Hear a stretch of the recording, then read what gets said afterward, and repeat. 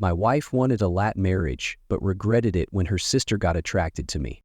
Mark stood on the back porch, the cool evening breeze washing over him. He had finally found peace after months of confusion and betrayal. His wife Sarah had believed that living apart together, the team, would give her the freedom she craved, but she never anticipated the chain of events it would set into motion. She had pulled away, and in that distance, someone else had stepped forward, her own sister, Hannah. When Sarah saw the connection growing between Mark and Hannah, it was too late. She had gambled on a fantasy of independence, only to realize she had bet against the very life she had built. Watching Mark and the kids laughing with Hannah, seeing the warmth she once took for granted now shining through her sister, regret consumed her. She had wanted space, but it was now Sarah who felt like the outsider, peering through a window at the family she left behind. Sometimes, Mark whispered to himself, the only way to find what matters is to let go of what doesn't. Thank you so much for watching. If this story resonated with you, drop a 1 in the comments. I'd love to hear your thoughts. And don't forget to like, subscribe, and share the channel for more stories that hit close to home. Stay strong, everyone. Mark Reynolds had always been the kind of guy who found comfort in routine. At 40 years old, he had built a solid life in Phoenix, Arizona, working as a project manager for a reputable construction firm. His days were filled with blueprints and budgets, overseeing projects from the ground up, transforming dirt lots into polished suburban developments. His evenings were a blend of family dinners and quiet nights, usually winding down with a beer and a late-night baseball game on TV. Mark's world revolved around his family. His wife Sarah, 37, was his high school sweetheart, a woman with a sharp wit and a knack for marketing. They had 2 kids, Emily, a bright and curious 9-year-old with a love for art, and Lucas, 6, who spent his days crafting elaborate Lego worlds on the living room floor. Their modest home was filled with the sounds of laughter and the chaos of a young family. Sticky hands on the refrigerator door, tiny shoes scattered at the entrance, and the constant hum of life. Mark took pride in being a provider. He had worked his way up from the construction crew to management, earning the respect of his team and a steady paycheck that allowed Sarah to pursue her corporate career.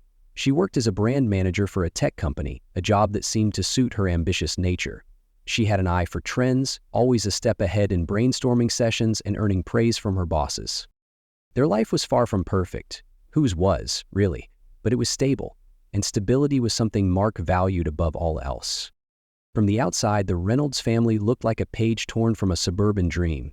Weekdays were a cycle of school drop-offs, commutes, and conference calls. On weekends, Mark would mow the lawn while Sarah took the kids to soccer games or playdates. They hosted barbecues in the backyard, their dog Charlie lazily circling the grill in hopes of a stray burger patty. Mark loved the rhythm of their life. He enjoyed the simplicity of brewing his coffee in the morning, the ritual of helping Emily with her math homework, and Lucas's nightly demands for one more bedtime story. He felt a quiet joy in the small things, like how Sarah would curl up on the couch with a book, her legs tucked beneath her, or the way the kids' laughter filled every corner of their home. Sarah was always busy with work, but Mark didn't mind. He admired her drive. She had a way of making even the most mundane tasks seem exciting. Whether it was organizing a new marketing campaign or rearranging the furniture for the 3rd time that month, Sarah approached everything with the same boundless energy. Mark often joked that if they could bottle whatever kept her going, they'd make a fortune. But there were cracks, tiny ones that Mark chose to ignore, like how Sarah seemed distracted lately, her phone always close by, or the way she'd disappear into her home office late at night, claiming she had to catch up on emails. Mark brushed it off. Everyone had busy seasons. He told himself that if Sarah seemed distant, it was just the stress of work. After all, they were solid, weren't they? The conversation started like any other. It was a Wednesday evening and Mark had just finished loading the dishwasher. The kids were upstairs, their muffled giggles echoing through the floorboards as they prepared for bed. Sarah sat at the kitchen table, her fingers tracing the rim of a wine glass. "Mark, we need to talk," she said, her voice too casual. Mark wiped his hands on a dish towel, a reflexive gesture as old as their marriage. "Sure, what's up?" Sarah took a breath, the kind that seemed to pull the air out of the room. "I've been doing a lot of thinking. About us, about our marriage." His stomach tightened, the first ripples of unease. "Okay. I think we should consider a LAT marriage," she said, as if it were as simple as choosing a new paint color for the bedroom. "LAT," Mark echoed, his brow furrowing. "Living apart together," she explained. "We'd still be married, but we'd have our own spaces, our own lives. It's supposed to be really good for relationships. Gives people room to grow, to find themselves." Mark's mind scrambled to keep up. "Wait, are you saying you want to move out? Like a separation?" "No, not a separation," Sarah insisted. "It's just space. I think it could be healthy for us." Healthy. Space. Words that felt clinical, stripped of warmth. Mark forced a laugh, though it caught in his throat. "Is this about that book club you've been going to? Or some new trend at work?" Sarah's lips pressed into a thin line. "It's not a trend, Mark. It's a real thing. People do it." Mark's first instinct was to dismiss it, to tell her she was overthinking. But something in her expression held him back, a resolve that wasn't up for negotiation. He swallowed hard, the taste of soap still lingering on his hands. "Okay," he said slowly. "If this is something you really want to explore, I guess we can talk about it." Sarah's shoulders relaxed, as if she'd been bracing for a fight. "Thank you. I know it sounds strange, but I think it could make us stronger." Mark nodded, but beneath the surface his thoughts churned. Stronger. The word rattled around his mind, a hollow promise. He couldn't shake the feeling that while Sarah wanted space to find herself, he was the one about to get lost. The opening sets the stage for a seemingly normal suburban life, only to introduce a jarring shift with Sarah's proposal. It establishes Mark as a grounded, everyman character who values stability and family, creating a strong emotional connection with the audience. Sarah's request for a LAT marriage acts as the inciting incident, immediately pulling viewers into the unfolding drama. The contrast between Mark's steady nature and Sarah's desire for independence introduces a natural tension, leading the viewer questioning what is driving her need for space. The subtle hints of something more lurking beneath the surface lay the groundwork for the twists and turns to come. This start not only introduces the main characters in the conflict, but also invites the audience to reflect on their own relationships. It sets up the thought-provoking question that will echo throughout the story. When the person you love wants to walk away, do you hold on or let go? At first, Mark thought nothing of it. Sarah had always shared stories about her day, and Ryan's name just slipped into the conversation now and then. "Ryan had the best idea in our meeting today," she'd say, or "Ryan's take on leadership is so inspiring." Mark figured it was just work talk, normal venting, or maybe even a bit of harmless admiration. After all, everyone needed a mentor, right? But gradually, Ryan became more than a passing mention. His name lingered in too many stories, his advice became her own, his insights woven into everyday conversations. Mark noticed how Sarah's tone changed when she spoke about him. Her voice a little lighter, her words more deliberate. She'd share Ryan's opinions as if they were pearls of wisdom, casually quoting him during dinner or while folding laundry. "Ryan says, it's important to set boundaries at work. It really helps with balance." Mark started to feel the weight of those words. Balance, boundaries. The irony wasn't lost on him. He bit his tongue, letting the comment slide, convincing himself he was just being paranoid. But the feeling gnawed at him, a quiet, persistent doubt that something was shifting beneath the surface. Then came the changes in Sarah herself. She was suddenly excited about work in a way that felt different. She used to complain about endless meetings and office politics, but now she was eager to stay late, joining after-work events and weekend retreats. She dressed a little sharper, put a little more effort into her hair and makeup, even on days she claimed were full of back-to-back Zoom calls. When she began talking about needing more space, not just in their marriage but physically, Mark's unease deepened. "I've been looking at some apartments," she mentioned one night, brushing off his raised eyebrow. Just in case we do the LAT thing. I think it would be good for us to have our own places for a while." Mark asked where she was looking. "Oh, there's this really nice complex, the Crest at Oak Valley. It's a bit pricier, but it's worth it. Great amenities, safe neighborhood." He knew the place. Oak Valley was upscale, a 30-minute drive from their kids' school, far from the life they'd built. The more he thought about it, the less sense it made. She wanted space, but why there? What was so special about Oak Valley? Mark's instincts kicked in. His mind, usually methodical and steady, started connecting dots he didn't want to see. He decided to dig a little deeper but gently without tipping his hand. He started by mentioning the apartment complex to a friend who worked in real estate, framing it as casual interest. "You know much about Oak Valley? My wife's looking at it for a potential LAT setup." The friend's reaction was immediate. "Oak Valley? That's where Ryan Jenkins just moved. He got a place there after his promotion." Mark felt a coldness wash over him, like stepping into a shadow. "Ryan Jenkins? As in Sarah's boss?" "Yeah, small world, huh?" The friend chuckled, but Mark didn't. That night, Mark's mind raced. His thoughts circled around every conversation, every story Sarah had told him, every subtle change he had noticed. She wanted to move into the same building as her boss, the same boss she admired so much, the same boss who had become an almost invisible presence in their home, his name echoing in too many conversations. The next morning, Mark took a different approach. He sat with Sarah over coffee, masking his anxiety behind a calm demeanor. "So, I was thinking about the whole LAT thing. Maybe we should set up an emergency contact list, for the kids, in case something happens when they're with you." Sarah hesitated, her spoon clinking softly against her coffee cup. "Yeah, sure, that makes sense." "Who did you list as your emergency contact for the apartment application?" he asked casually. "Just so we're coordinated."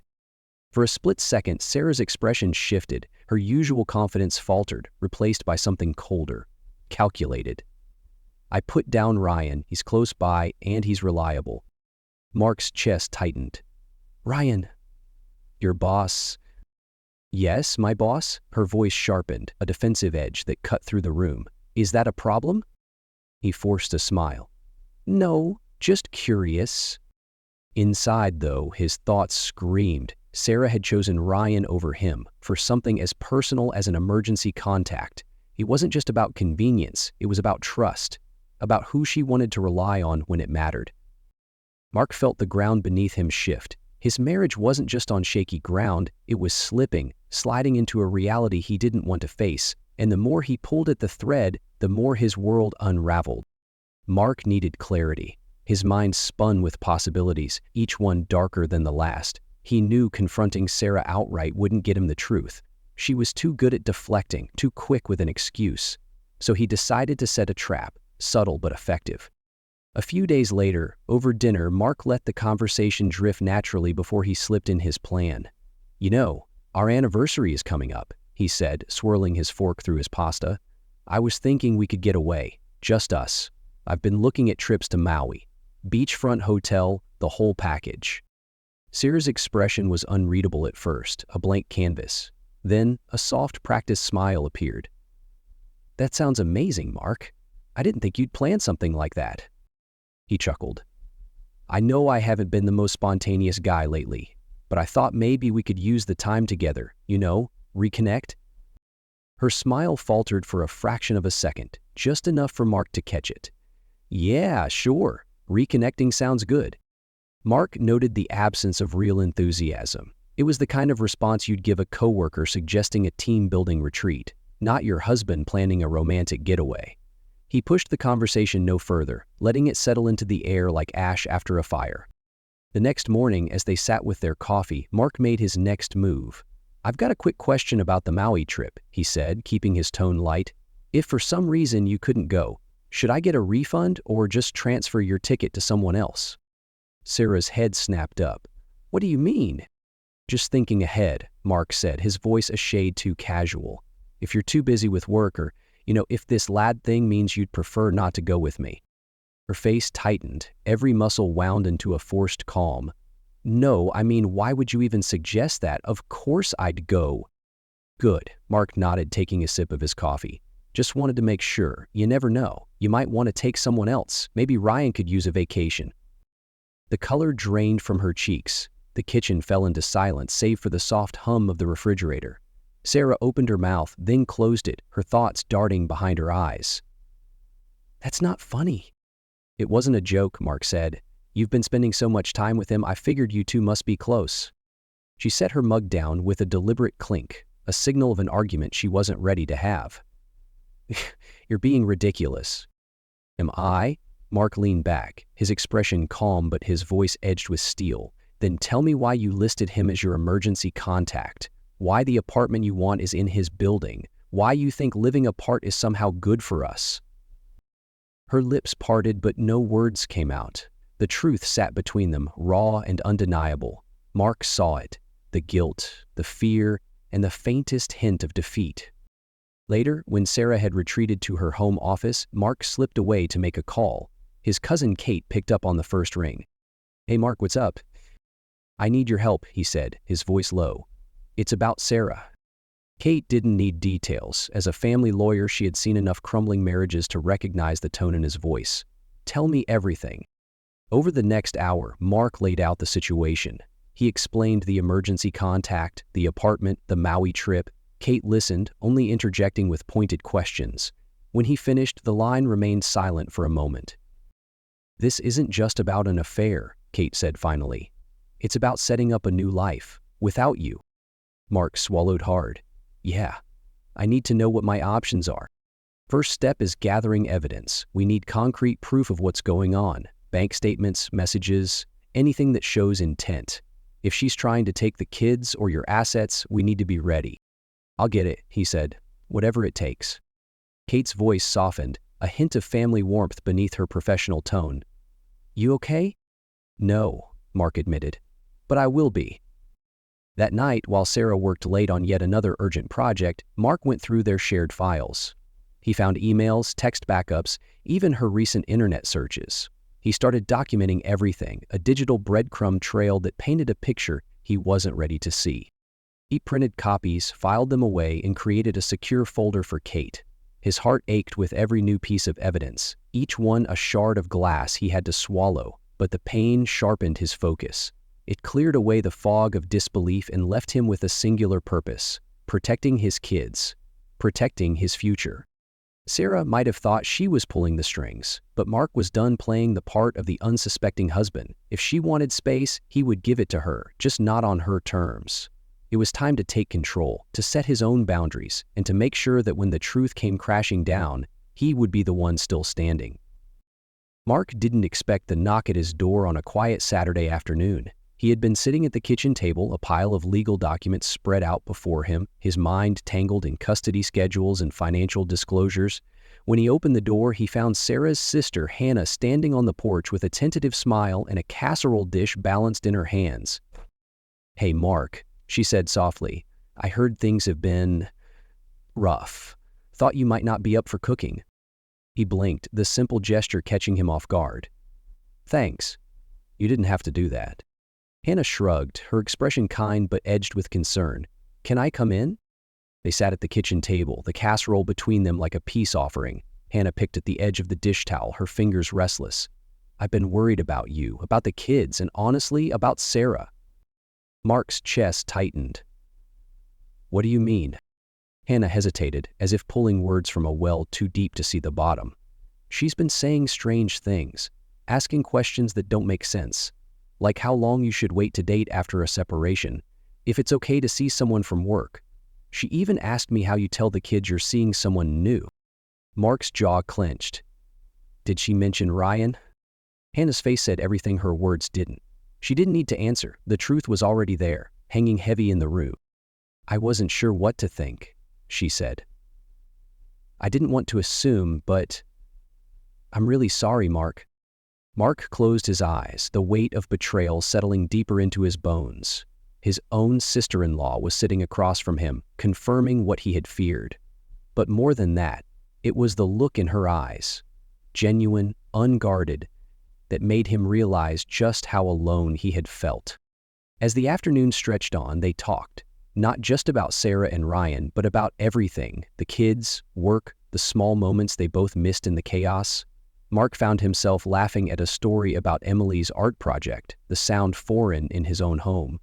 It was the first time in weeks he felt a glimmer of normalcy, a reminder of life beyond the crumbling walls of his marriage.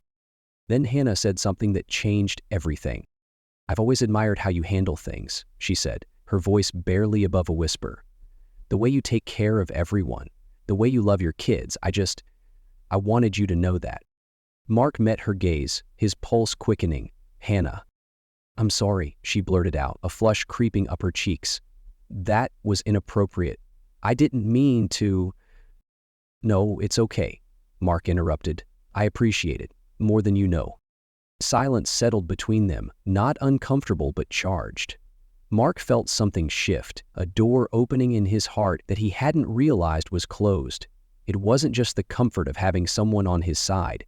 It was the way Hannah looked at him, with warmth and sincerity, a stark contrast to the cold distance he had grown used to with Sarah. Over the next few weeks, Hannah became a constant presence. She helped with the kids, picking them up from school or joining them for dinner. She was a natural with Emily and Lucas, slipping into their routines without disruption. They adored her, and Mark found himself leaning on her more and more. Their connection deepened, not through grand gestures but in the quiet moments, the shared cups of coffee, the whispered reassurances, the way her hand lingered on his shoulder just a moment too long. Mark felt torn, his loyalty to Sarah clashing with the undeniable draw he felt toward Hannah. He knew the timing was messy, the emotions tangled, but it was hard to deny the warmth that Hannah brought into their lives. It wasn't about replacing Sarah, it was about finding light where everything had felt so dark. She made him feel seen, valued, not as a placeholder or a backup plan, but as a man worth choosing. One evening after the kids had gone to bed, they sat on the back porch, the air cool and still. Hannah leaned against the railing, her hair catching the dim glow of the porch light. Mark's mind swirled with everything unsaid. "Do you think it's wrong?" he asked quietly. Hannah turned to him, her expression open. "What?" "This. Us, whatever this is." She sighed, a soft exhale that seemed to carry away some of his doubt. "I think things happen when they're meant to. And maybe it's not about right or wrong. Maybe it's just about finding happiness where you can." Mark reached for her hand, their fingers intertwining. The touch was simple but electric, a promise wrapped in uncertainty. For the first time since his world had started falling apart, Mark felt something he thought he had lost. Hope. Mark sat alone in the dim glow of his living room, the house unnervingly quiet. The kids were with Hannah at her place, giving him a rare moment of solitude. His mind drifted through the wreckage of his life, Sarah's betrayal, the cold reality of her affair, and the growing connection he felt with Hannah. Everything felt tangled, like he was caught in a net he couldn't escape. He clenched his hands into fists, his knuckles white against the fading leather of the couch. The pain of betrayal was not just a sharp, immediate wound, but a deep, aching bruise that spread through every part of his life. It wasn't only about Sarah and Ryan. It was about the life they had built. The family dinners, the quiet Sunday mornings, the plans for their future. Everything felt tainted, touched by a lie. Mark exhaled slowly, the kind of breath that seemed to pull from a well of exhaustion deep within him. He knew he wasn't alone in this feeling. Betrayal in its many forms was a universal wound. He thought of the countless people who had sat in the same suffocating silence, questioning everything they thought they knew. "If you've ever been through something like this," Mark murmured, almost as if speaking to the empty room, "I'd love to hear your story. How did you get through it? What gave you strength when everything fell apart?" He wasn't just reaching out for himself, but for anyone who might need to hear it. Mark believed in the power of shared experiences. There was a strange comfort in knowing that others had felt this same raw pain and had made it to the other side. The more he thought about it, the more he realized how much people needed these connections, the small affirmations that they weren't alone. "Maybe we can help each other," he said softly. "If this story means something to you, if it reminds you of your own struggles or gives you a little bit of hope, I'd love for you to share it. We can create a place where stories of strength and survival find a home.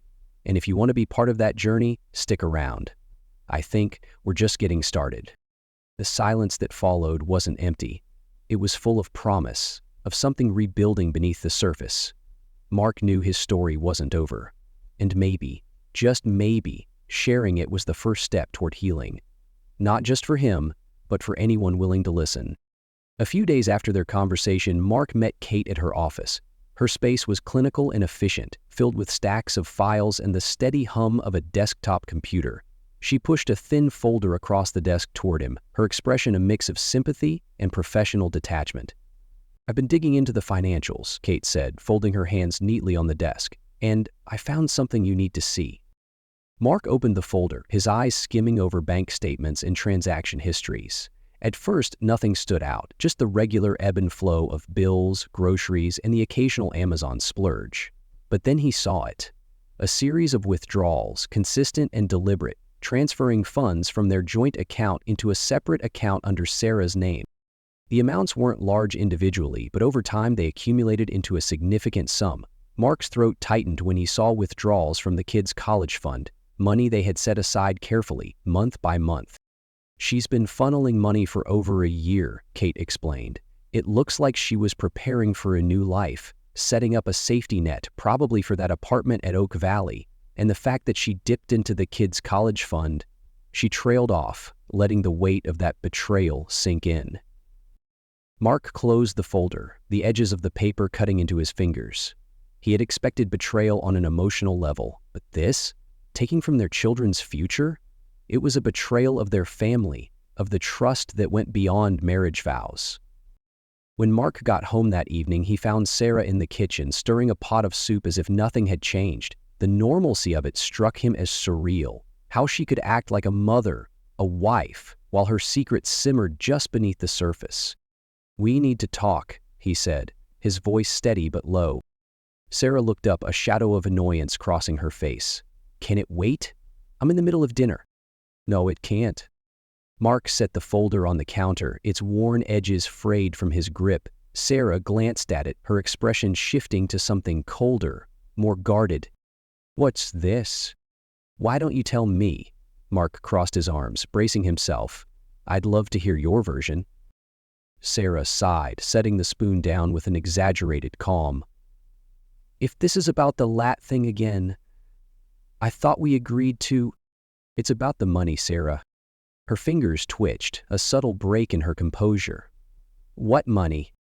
"The transfers, from our account to yours, from the kids' college fund." Her face remained blank, a mask he had seen too many times. "I don't know what you're talking about." Mark opened the folder, flipping through the statements. "You've been planning this for a long time, setting up your own account, using the kids' future as your personal piggy bank. Were you going to tell me before or after you moved in with Ryan?" Her mask cracked, a fissure splitting through her practiced facade. "You're being ridiculous. Those are just normal transfers, household expenses." "Household expenses," Mark repeated. "For an apartment I don't live in? For a life I'm not a part of?" Sarah's expression shifted, a storm brewing in her eyes. "You're overreacting. I needed security. I was protecting myself in case things with us didn't work out." "So you decided to take from our kids? From me?" Her shoulders sagged, a crack in her defenses. "I thought you wouldn't notice. You never pay attention to that stuff. I handle all the bills. I handle everything." Mark felt the words settle into his chest, heavy and cold. "That's what you think of me? That I'm too simple to figure it out?" Sarah's silence was deafening. She looked away, her jaw tight, the soup on the stove beginning to bubble over. She reached to turn off the burner, a mechanical movement that spoke to her need for control. "I thought if I did it slowly you wouldn't realize," she murmured. "I didn't think you'd ever look that closely. You never do." The truth hung between them, raw and undeniable. Mark felt a mix of anger and sadness, the two emotions twisting together until he couldn't tell them apart. He had loved this woman, built a life with her, and she had counted on his trust as a weakness. "I might not have seen it before," Mark said, his voice rough. "But I see it now. And so will everyone else." He turned and walked away, his footsteps echoing through the quiet house. Behind him, Sarah sank to the floor, her back against the cabinets, tears slipping down her face. But Mark didn't look back. He couldn't. The woman crying on the kitchen floor wasn't his wife anymore. She was a stranger, and the home they had built together felt like someone else's life, slipping through his fingers. The air in the living room felt thick, every breath a struggle. Mark sat at the edge of the armchair, his hands resting on a manila folder filled with everything. The texts, the bank statements, the rental application with Ryan listed as Sarah's emergency contact. Across from him sat Sarah's parents, Alan and Margaret, their expressions a mix of confusion and worry. Sarah perched on the edge of the couch, her body angled away from everyone, arms crossed tightly over her chest. Mark had chosen their home for this meeting. It was neutral ground, a place where he hoped the truth might find a clearer voice.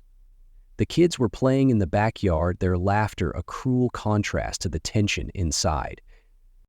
"Thank you for agreeing to talk," Mark began, his voice steady but tight. "I wanted you both to hear this directly from me." Margaret reached for Alan's hand, her knuckles white.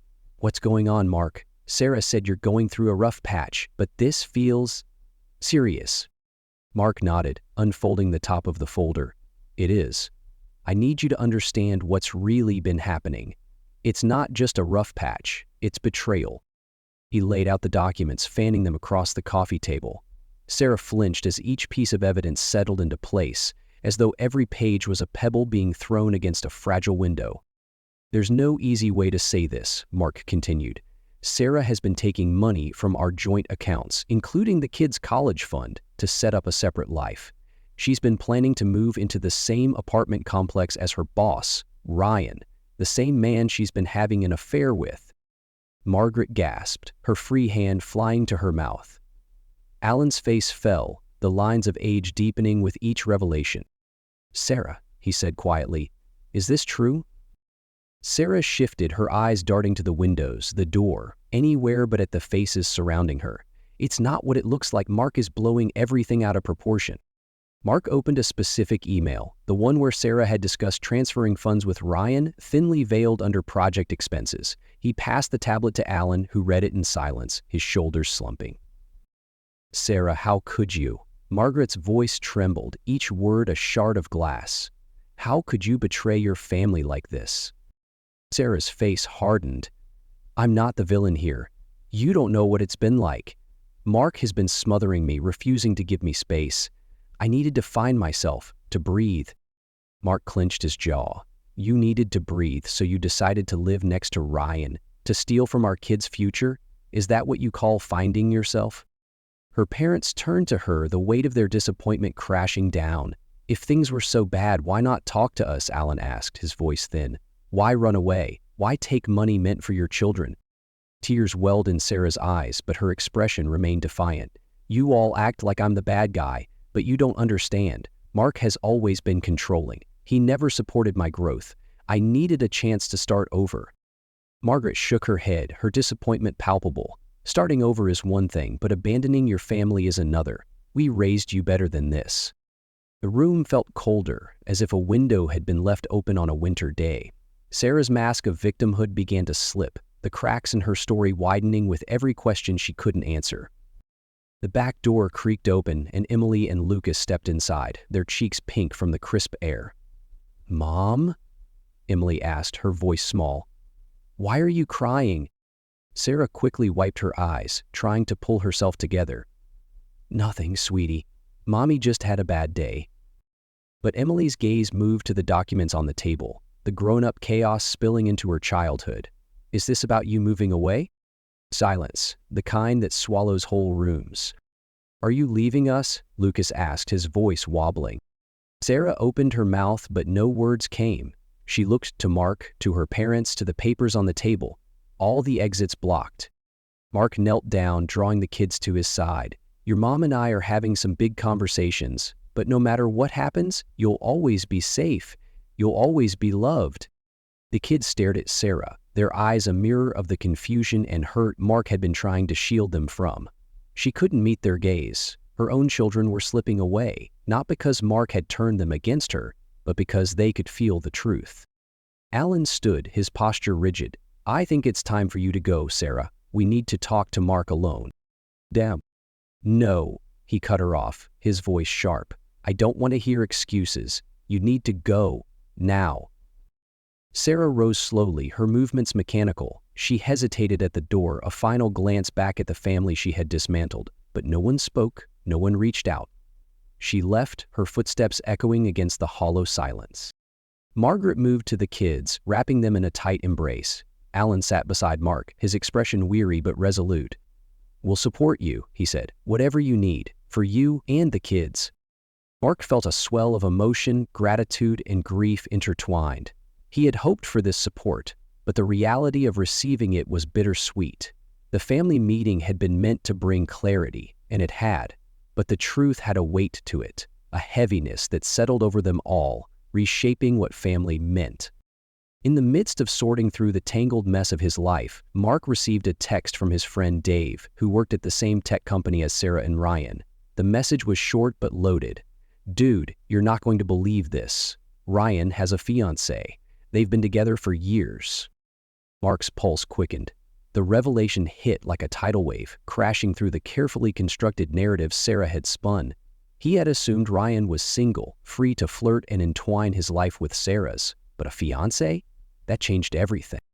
Mark did some digging, scrolling through social media until he found her, Melissa, a bright-eyed woman with a warm smile. Her profile was a mosaic of engagement photos, weekend getaways, and candid moments with Ryan, painting a picture of a life built on what she thought was solid ground. His heart twisted with sympathy. She deserved to know the truth. He hesitated, thumb hovering over the message button. How do you shatter someone's world even with the best intentions? In the end, he opted for honesty. He sent a carefully worded message. "Hi Melissa, you don't know me, but I think you need to be aware of something. My wife Sarah has been involved with Ryan. I have evidence, and I'm willing to share if you'd like. I know this is painful, but you deserve the truth." The response came quickly, a flood of questions, disbelief laced with desperation. They spoke on the phone, Mark sharing the evidence he had collected, texts, emails, everything. Melissa's voice trembled, swinging between anger and grief. "Thank you for telling me," she whispered. "I don't know how to process this, but thank you." A few days later, word spread through the company like wildfire. Melissa had confronted Ryan during a corporate event, a quarterly meeting with most of the company in attendance. Mark heard about it through Dave, who recounted the scene with a mix of disbelief and schadenfreude. Melissa had stood up in the middle of Ryan's presentation, a thin folder clutched in her hand. She called him out, her voice calm but cutting, revealing the affair and laying out the evidence with surgical precision. Gasps filled the room. Ryan's face had gone white, his usual confidence shattered under the weight of truth. Sarah, who had been sitting near the back, tried to slip out, but all eyes turned to her. She couldn't escape the whispers, the sharp sting of judgment as her co-workers pieced together the betrayal. HR got involved immediately. The company had a strict policy on workplace relationships, especially when they crossed into infidelity and created a hostile environment. Both Ryan and Sarah were placed on administrative leave pending an investigation. It didn't take long for the decision to come down. Both were fired, escorted out of the building by security, their reputations in tatters. Mark couldn't bring himself to feel satisfaction, only a hollow relief. It wasn't just about revenge, it was about closure. The truth was out, and Sarah could no longer twist the narrative to paint herself as the victim. Amidst the chaos, Mark maintained his composure. His own work hadn't faltered despite the personal hurricane he had weathered. He showed up early, stayed late, and handled his responsibilities with a quiet strength. His colleagues noticed, and so did his boss. One afternoon, his manager called him into the office. The older man closed the door, his expression serious but kind. "I've heard bits and pieces of what's been going on," he said, "and I just want to say you've handled yourself with incredible professionalism." Mark shifted in his seat, the weight of the past few months pressing down on him. "I just tried to do my job." More than that, his boss insisted, "You've been a leader, an example of resilience. We're restructuring the management team, and I'd like to offer you a promotion. It comes with a raise and more flexible hours. I think you deserve it." The words took a moment to sink in. Mark felt a swell of gratitude, a lightness that had been absent for so long. "Thank you. I won't let you down." "I know you won't," his boss said, extending a hand. "You've shown everyone what real integrity looks like." Mark left the office with a new title and a renewed sense of purpose. It wasn't just about climbing the corporate ladder, it was about reclaiming his life, proving to himself and his kids that strength wasn't about avoiding pain, but about pushing through it. For the first time in a long while, Mark allowed himself a small, genuine smile. His world had been shattered, but from the pieces he was building something stronger, something real, and this time it was on a foundation of truth. As the dust began to settle, Mark found himself spending more time with Hannah. What had started as a friendship built on shared concern for the kids and the tangled wreckage Sarah had left behind began to shift into something deeper. Their connection grew organically. Small moments of understanding, quiet conversations over coffee, and a warmth that Mark hadn't felt in years. Unlike Sarah, Hannah's affection for Emily and Lucas was genuine and unforced. She showed up for them, not out of obligation, but because she truly wanted to. She attended Emily's art shows at school, cheering the loudest when her watercolor won third place. She helped Lucas with his math homework, turning frustration into laughter with her patient, playful explanations. Mark watched how the kids lit up around her, how they sought her out for comfort and fun. They didn't view Hannah as a replacement for their mom, but as an addition to their family, a safe and steady presence in a world that had been shaken to its core. With her, the house felt like a home again, the air filled with the smells of homemade cookies and the sound of soft music drifting from the kitchen. Mark found himself looking forward to her visits, his pulse quickening at the brush of her hand against his. It was a slow, cautious dance, but neither of them was in a rush. They both knew that healing wasn't a race, and love didn't need to be rushed to be real. Together they began rebuilding the small rituals of family life. Mark took on projects around the house, painting the kids' rooms in the colors they chose. Emily's a calming lavender, Lucas's a bold blue. Hannah helped organize family movie nights, complete with popcorn and a blanket fort in the living room.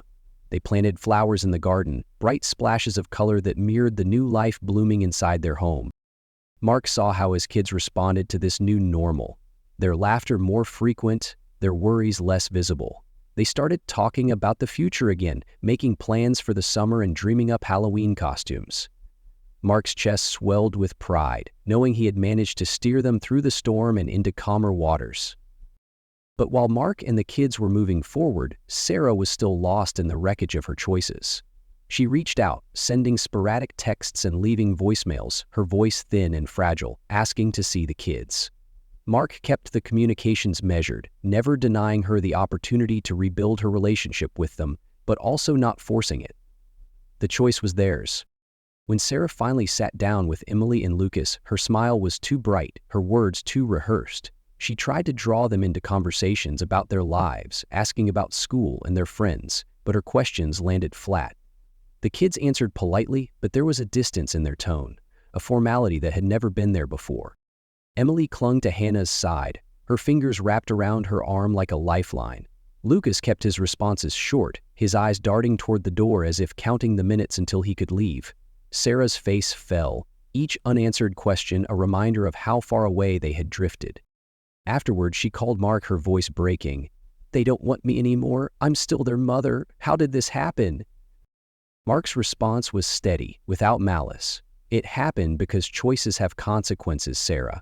You chose to put distance between you and your family. They just filled the space you left." Silence stretched between them, a chasm too wide to bridge. Mark could hear her breathing, the soft hitch of a sob. But the ache he once felt for her pain had dulled, replaced by the quiet certainty that he and the kids were better now, stronger, more complete.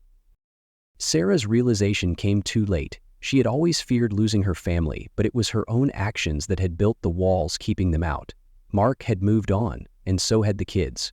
The door to their old life had closed, and on the other side was a new beginning, one built on love, truth, and the resilience they had all discovered along the way.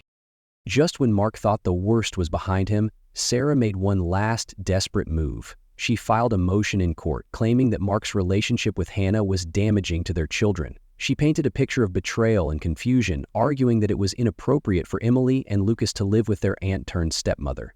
Sarah's argument was riddled with insinuations, suggesting that Mark had orchestrated the entire situation to edge her out of the kids' lives. Her legal documents were filled with half-truths and exaggerations, portraying herself as a victim of Mark's supposed manipulation.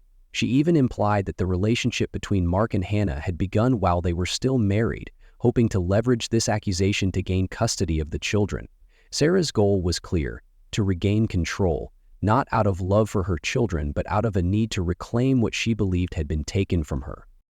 But Mark had anticipated this. He called Kate immediately, and she set to work. Her approach was methodical, each piece of evidence a brushstroke on a canvas that told the true story. Kate compiled everything: the financial records showing Sarah's secret transfers, the text messages that outlined her affair with Ryan, and documents proving her attempts to abandon her responsibilities. She highlighted Sarah's false statements on the rental application, where she had listed herself and put Ryan as her emergency contact. During the hearing, Kate's presentation was a masterclass in legal strategy. She remained calm and composed, delivering facts with a precision that left no room for doubt. She countered Sarah's claims with solid evidence, showing that Mark had always acted with the children's best interests at heart. She introduced testimony from teachers and neighbors who attested to Mark's dedication as a father, and from Hannah, whose involvement had brought stability and warmth into the children's lives. The courtroom sat in silence as Kate presented Sarah's documented attempts to move into Ryan's apartment complex and the financial deceit involving the kids' college fund. The judge's expression grew increasingly stern, the weight of the truth pressing down like a gavel. When Kate rested her case, it was clear where the scales of justice had tipped. In the final ruling, the judge granted Mark full custody of Emily and Lucas. His decision was based not only on the evidence of Sarah's poor judgment, but also on Mark's consistent ability to provide a stable and nurturing environment for the kids. Sarah's visitation rights were limited to supervised visits, a measure put in place to ensure the children's well-being. Sarah's face crumpled as the judgment was read. The reality of her choices settled over her like a heavy, unshakable shadow. She had thought she could manipulate the system, twist the narrative to cast herself as the wronged party, but truth, once revealed, had a power of its own, an unyielding force that swept away the lies she had woven. Even her parents, who had once stood by her through every scrape and misstep, could no longer defend her actions.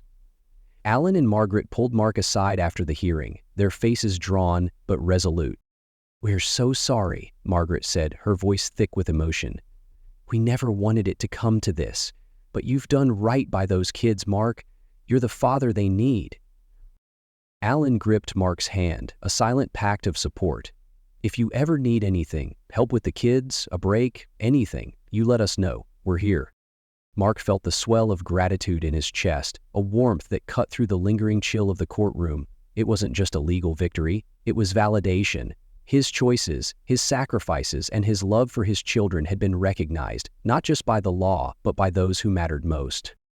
As they left the courthouse, Mark looked back once.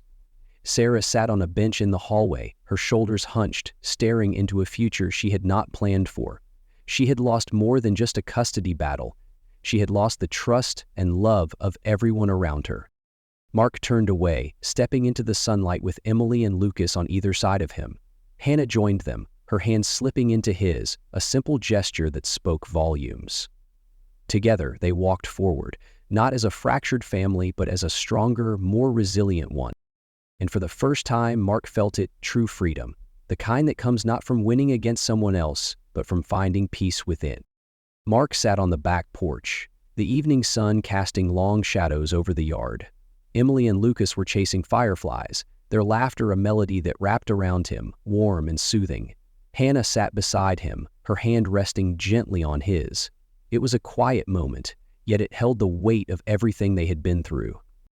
He thought about the journey, the betrayal, the unraveling of his marriage, and the unexpected path that had led him here. There had been days when he felt lost, his world reduced to a series of hurtful revelations and legal battles. But through the chaos, he had discovered something stronger than the pain: resilience. Mark had learned that betrayal doesn't just break hearts, it reshapes them. His heart, once fragile and bruised, had become something new, forged in the fire of hardship. It was more open now, more capable of love and understanding. And in that transformation, he had found real love with Hannah. A love built not on the ashes of his past, but on the fresh ground they had created together. As he watched the kids play, he realized that the best revenge against betrayal was not anger or bitterness, but living a life full of joy and truth. He had lost so much, but he had gained even more. His family was whole, his home was a place of peace, and his future was something he looked forward to, not feared. Mark's story wasn't just about loss, it was about redemption, and he hoped it might help someone else find their own path forward. "If you've ever been through a betrayal like this," Mark spoke softly, his words meant for those who might need them, "I'd love to hear your story. What did you do when your world fell apart? Did you fight for what was right, or did you walk away to find your own peace? Your experiences could help someone else who feels lost right now." He knew that sharing stories could create a ripple effect, offering comfort and guidance to those struggling in silence. There was strength in community, in knowing you weren't alone, and perhaps his story could be the light someone needed to find their way through the dark. Mark leaned back, his arm around Hannah as she rested her head on his shoulder. I'm so grateful for everyone who's been part of this journey, for those who listened, who offered support, and who shared their own stories. It means more than I can say. His voice held a sincerity that needed no embellishment. If this story touched you, if it made you think or helped you feel less alone, I'd love for you to stick around. We've been through a lot, and I think there's so much more to explore. Stories of strength, survival, and the kind of love that comes after the storm. Mark's smile was soft, genuine, and if you have a story to share, I'd love to hear it. Drop a comment, connect with us. Sometimes the first step to healing is just saying, "This happened to me too."